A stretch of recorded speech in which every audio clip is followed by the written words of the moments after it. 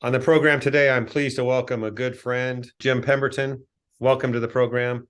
How you doing today? I'm doing great, Jeff. Yeah. Hey, Jim, we're talking today because of an article you wrote recently, and it caught my eye. The new bait and switch. Now, I Yes. think we all know what bait and switch is traditionally. You advertise a rock bottom price, you go in and you raise the price to get more money, inflating it to extremes, dishonest on every level. But Right. the bait and switch you refer to, Jim, is a little different. Tell us about Yes, it that. is. Tell us about that. Well, what came to me is in all my years in training, I've had the privilege of knowing cleaners generationally. I mean, I'm working with the grandsons of cleaners that I met in the late 70s.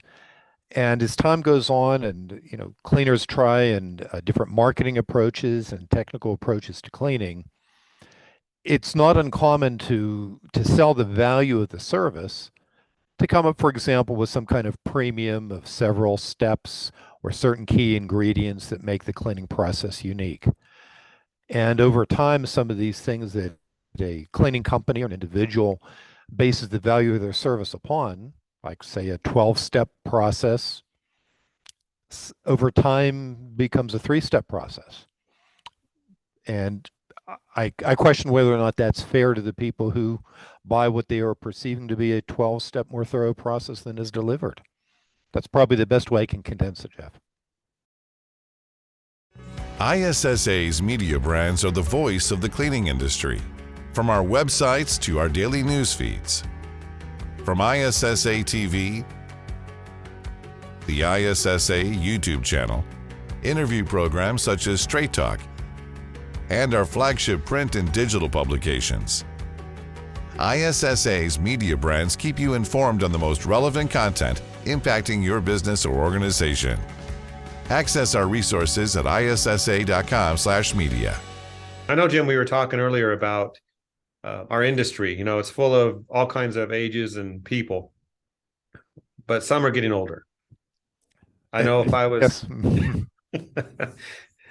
I think I could still push a one, but I don't know if I want to. But there's a lot of aging cleaners and they still want to do the work. Yeah. How do you see this being part of the topic or the issue?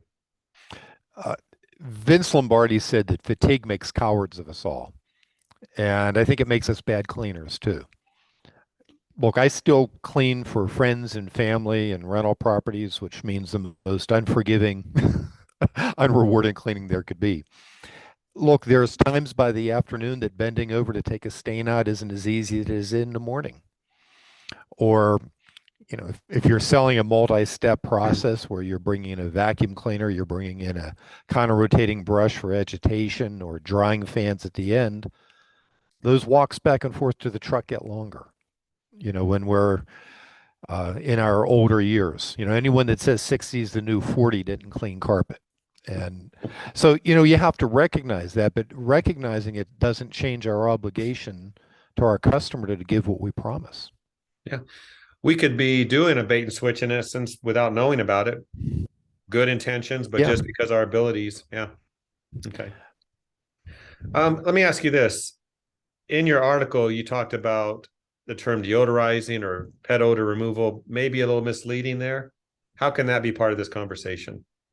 Well, there's a couple of things. I think that early on, especially with the training that's available, it's easy to learn what subsurface extraction can do with special tools, removal of a carpet if needed. There's a lot of different steps to really treating an odor properly, but they take time. They take salesmanship and certainly the ability to tell customers not just the information they need, but sometimes telling them things they don't want to hear.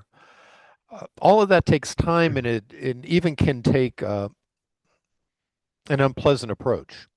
You know, I'm sorry, but to perform this service, it's going to take this much time. It's going to cost this much.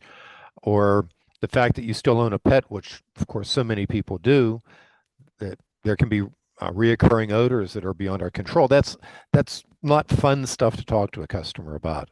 Yeah. But if you're going to say you're treating for odors, you really need to do it. And just spraying something that smells pretty doesn't do the trick. So, as you coach companies out there, Mhm. what do you want them to do? What's the big picture for this? I think, do what you promise.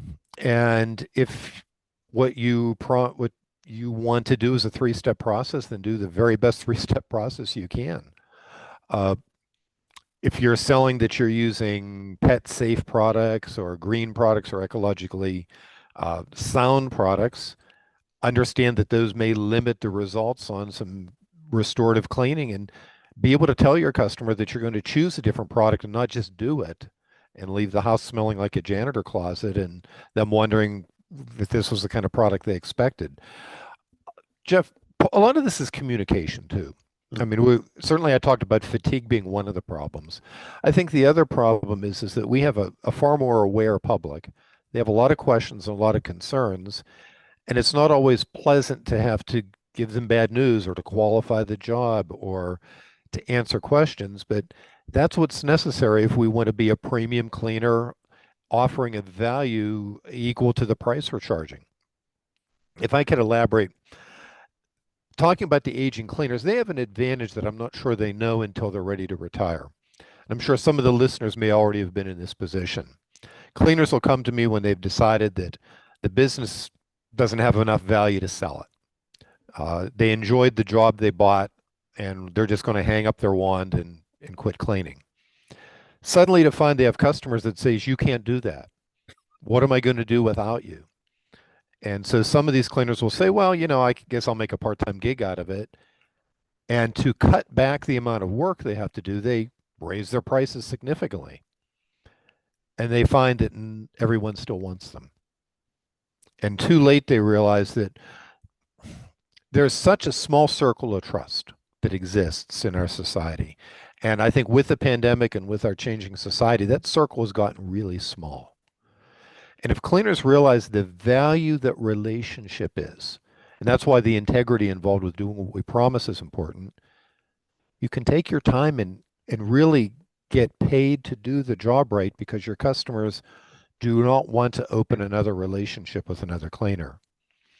There's people with years, decades in the cleaning business that don't recognize how valuable they are to their customers and how really irrelevant their price is compared to their reliability and the trust. So if you earn that trust by doing what you deliver, you can get paid to take your time, even if it's only a job or two a day, but to get it done right. Well, great words of wisdom, Jim. Appreciate that. One thing, avoid the new bait and switch. Don't do it. Good idea. Thank you, Jim. Thank you, Jeff.